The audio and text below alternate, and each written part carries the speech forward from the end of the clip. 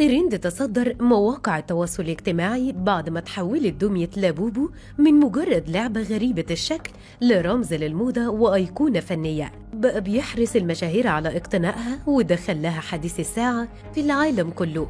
الجنون العالمي ده ما كانش ينفع يمر من السوق المصري، خاصة إن سعر الدمية الصغيرة دي بيوصل خارج مصر ل$2000، يعني حوالي 100,000 جنيه مصري. وعشان تعرفوا قصة لابوبو، فهي ظهرت لأول مرة في سنة 2015، واللي كانت ضمن سلسلة ذا مونسترز، الوحوش اللي ابتكرها الفنان كاسينج لونغ، لكن ما تعرفتش وقتها ولا اكتسبت شهرة واسعة إلا بس في سنة 2024 بعد ظهورها مع ليزا، عضوة فرقة بلاك بينك، واللي وصفتها بطفلي خلال مقابلة لمجلة تين فوجي، ما دفع جماهيرها لتبني الدمية وتحويلها لترند عالمي.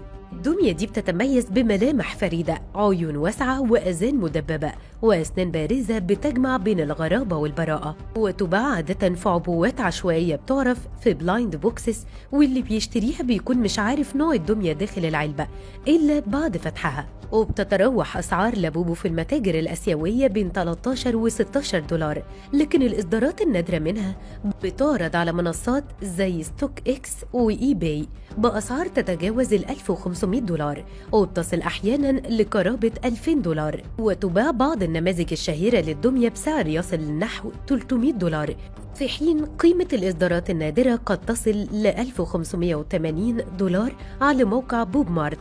أما نموذج سيكريت النادر جدا والذي تبلغ فرصة الحصول عليه 1.4% فقط، فيباع في المزادات الإلكترونية بسعر يصل ل $1920. وتباع نسخة تبغ انتو انيرجي على متجر أمازون بسعر $167 للعلبة التي تحتوي على عدة دمى، أو $101 للدمية الفردية.